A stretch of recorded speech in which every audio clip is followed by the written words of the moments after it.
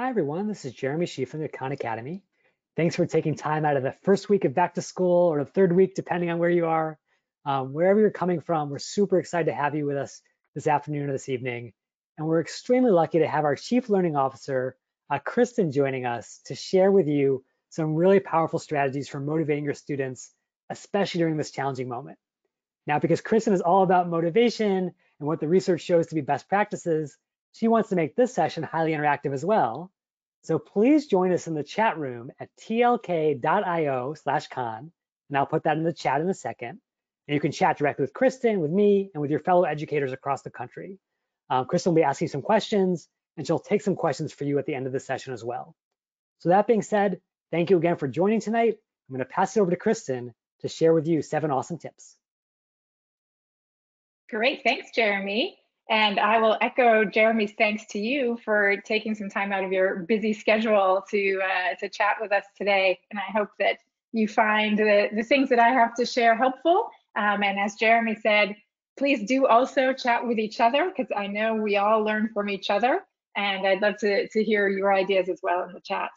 So I'm going to start off by asking all of you to think about the last thing you decided to learn, like a new thing, a new skill, and something new you decided to try to pick up.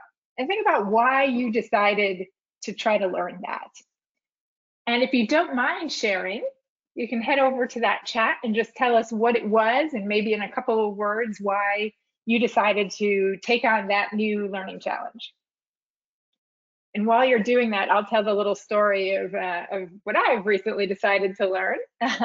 So I decided to try to learn origami because I feel like I have terrible spatial skills. Like I can follow the instructions, like fold here, but I don't really understand how it all comes together in the end to make a bird or a frog. So I said, all right, here's the thing that I want to learn. So let's see, we've got some life drawing online, some balloon animals, tablets on how to use the tablet to draw on your computer. Ooh, that sounds like a good applicable skill. Yoga, that's a good one. Siphoning water out of the pool. Oh. So cool, looks like we have some good things that people were learning. Part of the reason I wanted to tell the story of what I'm learning is also because as we think about what it is that motivates you to learn, we're going to come back to these ideas. But I also had an interesting reaction from my mom when I told her what I was going to learn. And she said, oh, I would never try to learn origami. I would be terrible at that. And it turns out that that reaction of wanting to try something that you think you might be good at and not wanting to try things that you don't think you're going to be good at is one of the founding principles of motivation. And over lots and lots of motivation research, we can kind of boil down motivation into some pretty simple equations.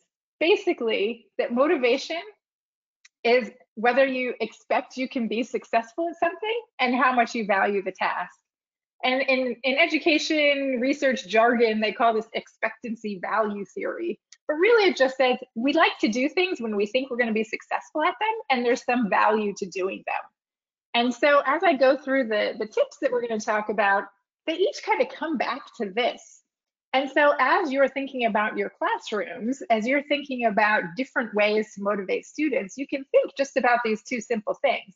How can I help students expect that they will be able to do this, that if they try this, they can be successful at it? And how do you increase the value of the task for them? And so those are the real pieces that we can kind of come back to for each of these things that I'm going to talk about. So the first one, and the first idea is to set goals together and monitor progress. Because you know what, it turns out nothing makes you feel like you'll be successful in the future like having been successful in the past. And a good way to really mark whether you're successful is by meeting a goal. So there's a success piece in here, but one of the reasons that goals can be so powerful is because there's also a value piece, and that comes in the setting goals together. So if the student has some input into what the goal is, that actually increases the value of the task. It increases their buy-in to the task as well. So it brings success and value. So that's pretty powerful in that motivation equation piece of things. So thinking about setting goals is important. It's important to think about how big those goals are.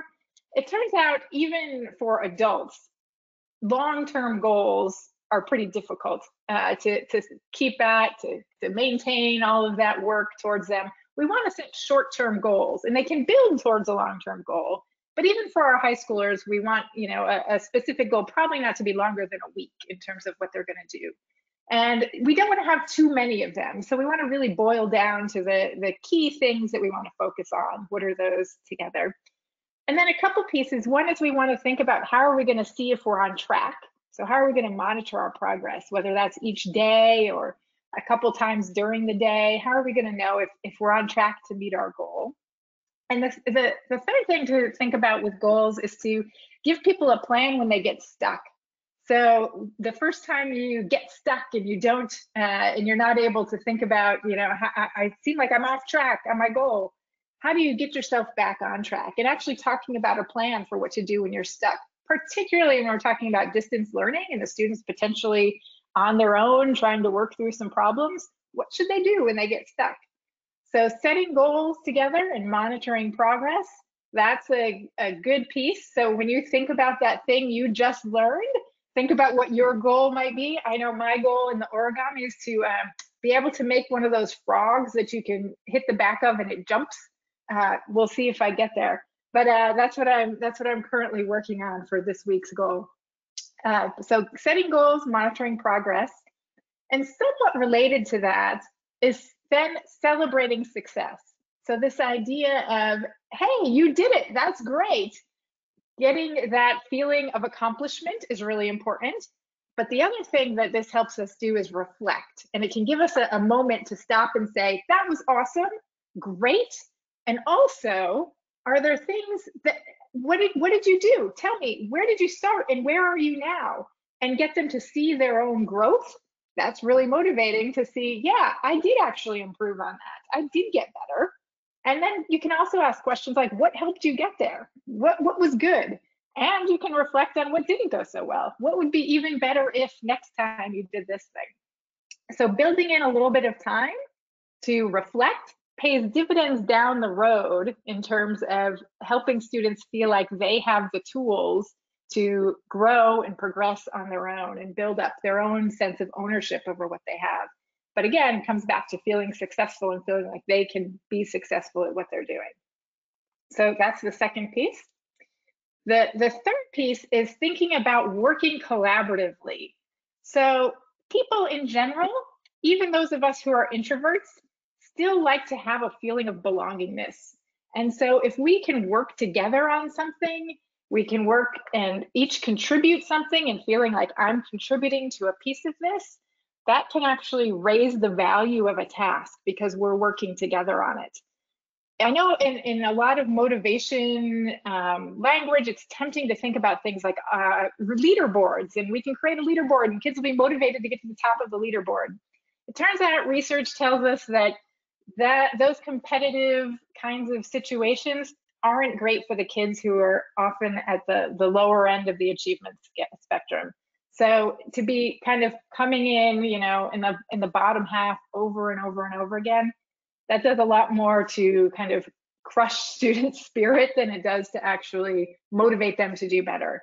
So as you're thinking about how to set up group activities, think about how you can do that to encourage peer interaction and everyone having a contribution to make towards a class goal, as opposed to thinking about individual competition between different members of the class and where that works. And again, this raises the value of the task because you're thinking, I can move and I can collaboratively get to those spaces. All right, fourth tip. Emphasize effort leads to success. So this is a big piece, again, about thinking whether you can be successful or not. And there's a lot of talk about thinking about how do we, growth mindset has kind of become a buzzword, but it's based on some sound research that says that a lot of students don't believe that if they work harder, they can be successful. And having them think about how that happens isn't just about, oh, just tell them they can be successful. Keep working, good effort. Not going to work by itself. But what they have found is actually teaching students a little bit about how your brain works and how practice actually does change how your brain functions can, along with those kinds of messages, help students believe that hard work does lead to success. And if you're looking for a little bit of that, information, I'm going to give a little bit of a plug here, because there's actually on Khan Academy a course called Growth Mindset, and there's videos on there for elementary school students and high school students. And I'm going to play a little snippet of a video that gets at this idea of how does your brain actually grow as you're learning new things. So this is just a quick minute of that video. When you struggle, your neurons are struggling too, and that's important because when neurons struggle, they lean on each other. They make connections. They start to form this densely connected network inside your brain, allowing little jolts of electricity to pass down them more and more efficiently. That's thinking faster. That's your brain getting smarter. That's your brain muscle getting swole, kid. So the next time you say to yourself, I can't do this, I'm just too dense, remember that brain density is your friend. In fact, the denser you are, the more connections between Nellie and her neuron pals that you've got inside your brain, the stronger and more powerful your thinking parts become. The more you work through your frustrations with the right learning strategies, the more your neurons get more used to working together, the closer you are to being that much smarter.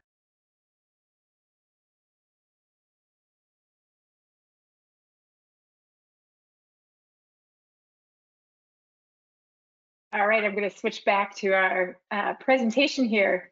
So what you saw there is that idea of helping students understand that it is the case that as you practice, as you learn more, your brain is actually changing. And that's what then is going to help you answer all those questions and be able to solve those problems. So it's a big piece that we can think about. Again, not just kind of praising effort, but helping students understand how it really does lead to them understanding and being able to do more things. So that's step 4 or tip 4 there. Let me go to number 5. So relationships. So I talked a little bit about kind of peer relationships, but the other thing that is really important is, of course, your relationships with students. And I'm sure I'm not telling any of you anything new, but in this distance learning world, that can be really difficult to form.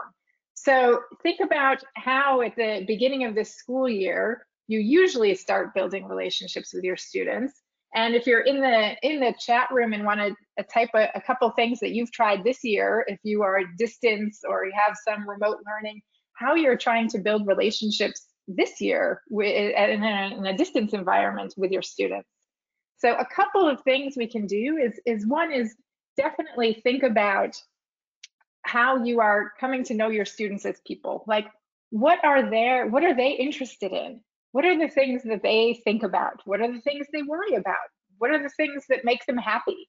Kind of all of those pieces are important as we start to understand who our students are. And as students build relationships with you, they actually will be more willing to do the things you're asking because you're asking and they value their relationship with you. So that relationship building pays off both in terms of, just having good relationships with your students, but also in terms of motivation.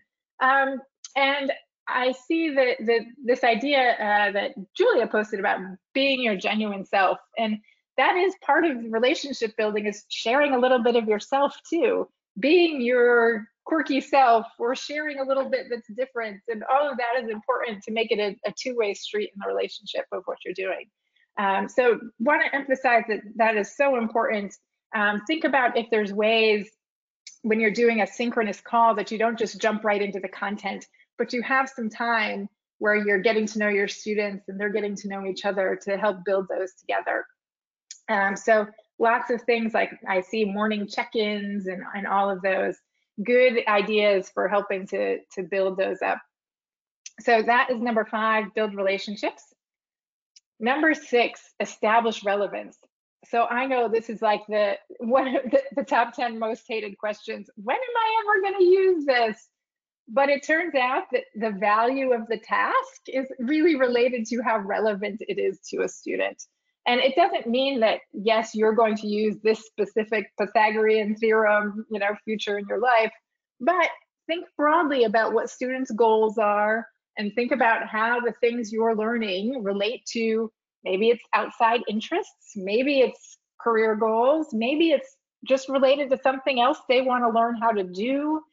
Any way that you can make the things that they're learning relevant to the real world and applicable in the real world increases that value of the task to students. So really important to think about how they can connect what they're learning to their lives. So that's an important piece, and do some thinking about it and be explicit about it when you're starting a lesson or you're thinking about, here's the objectives and here's how I make those objectives seem like they're going to be relevant to what my students care about. So that is number 6. And number 7, let's talk about rewards. So rewards are tricky to get right, but they can work. And I know as an adult, I reward myself when I do things. When I have to do a long writing task, I break it up and give myself, a little piece of chocolate after I finish a little bit. Lots of folks do with all kinds of exercise apps, do things where they reward themselves. People who do, personal finance, rewards after you save a certain amount of money. All those things work for a reason. We do like getting them. The key is there's a couple things in terms of the research about how to use rewards wisely. So the first is you want to be careful, because students that are already doing something because it's really interesting to them, if you start rewarding them too much for it, they start to think, oh, I'm just doing this for the reward instead of doing it because it's interesting to them. So we don't want to kill that intrinsic internal motivation by giving external rewards. But there's good ways to use rewards that actually don't do that. So the first is, if you have students that, aren't that interested, internal rewards can be a good way to get someone started, or external rewards can be a good way to get someone started on something, so that then they can experience that feeling of success. They can do all of those things that then kind of move them towards more internal rewards. The other things that are helpful with rewards is to sometimes make them surprising. Like, here's a little piece of joy for doing the thing that you just did. So if they're not on a fixed schedule, it's more likely that they'll be effective, something that's surprising and different for them. And the third piece is, don't make them big. They can be little things. Also think about, praise as a reward. Think about small little things that someone, likes to do. And it goes back to this relationships piece about thinking about, if you know your students, you know that what they care about, you can think about a little bit more about what will be rewarding to them and what kinds of things are rewards. But again, not big things, little pieces, do it sometimes unexpectedly, and think about how we can build those that together, so that we start with some of these external rewards to build momentum towards more internal, intrinsic feelings of reinforcement for doing what we want them to do.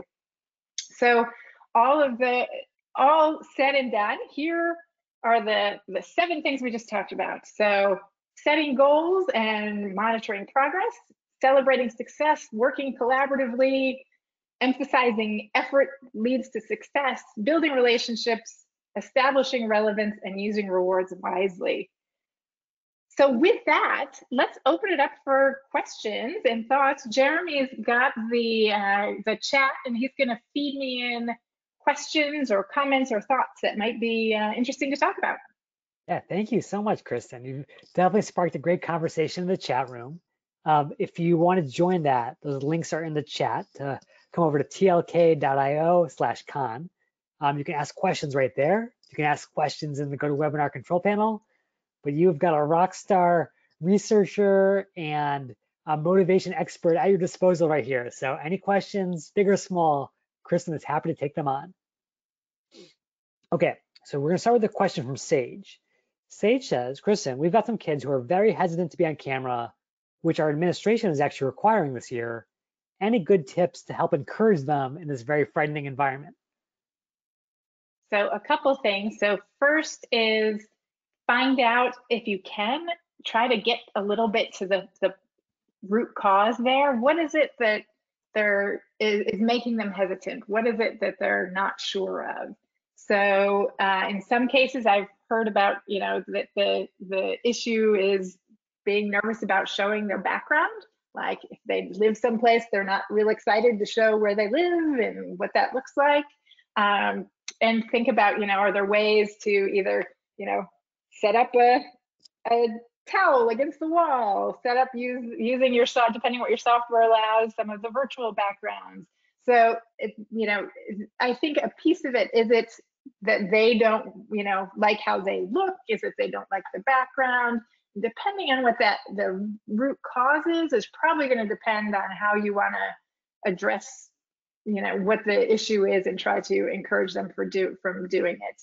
It's probably, I would suggest that it's probably not great to do a lot of commenting on people's videos and backgrounds unless they're doing something explicitly fun that to bring attention to it, because that probably starts to create a comparison issue where, oh, they have this really fun thing in the background and I don't have that, those kinds of things. So, but as with lots of things, if you can do anything to get at the root of what's kind of going on there, may be helpful to figure out how to then think of a solution.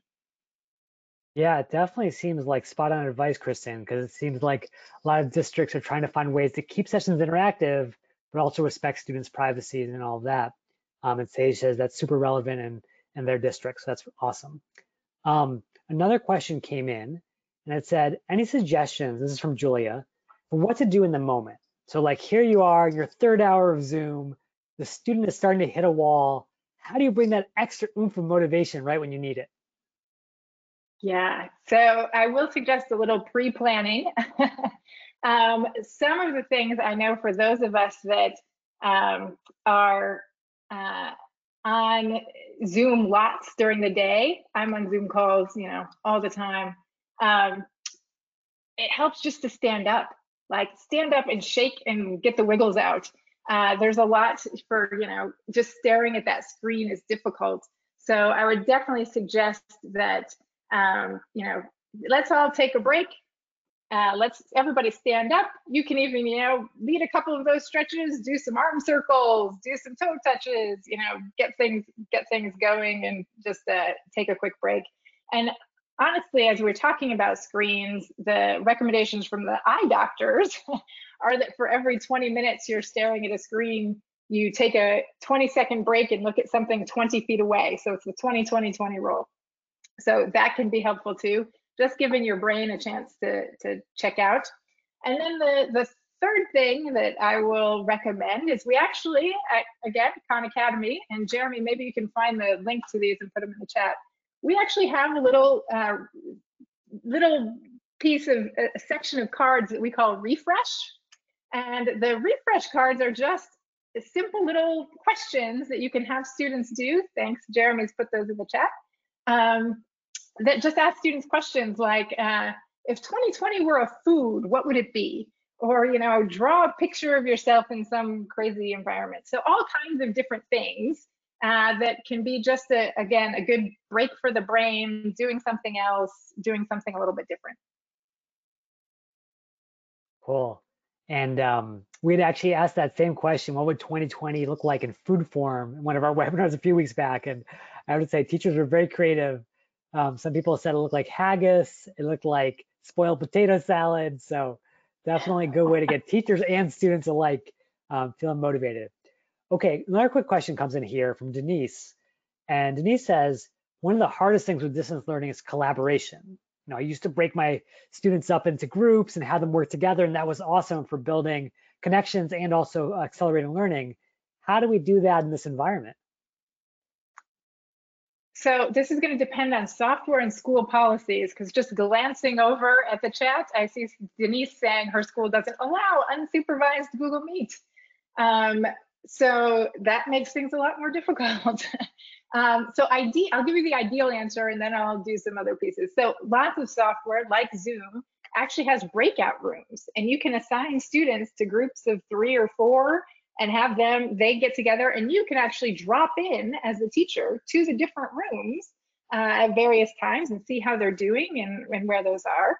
So that's kind of an ideal situation. But again, know lots of you are, there's issues with Zoom, there's issues with district policies, and there's issues with how to make that work. So if you are thinking about where those are, if you don't have access to that, here's some other ideas. One is there any software where they're not looking at each other and not, not using video, but are collaborating on a document? So Google Docs is an example of that, where, they're actually in the document writing and solving potentially writing together. Everyone's writing a section, or, putting a section together and working together on it. And they can talk to each other in potentially the chat, piece of the Google Docs to coordinate back and forth how that works. So there's one thought of, kind of how to get people working together on things.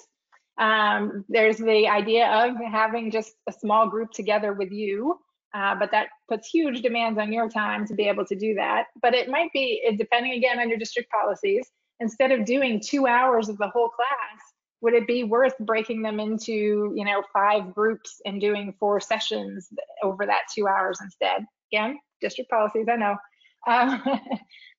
So think about what are the solutions that you might be able to have to get around those kinds of things.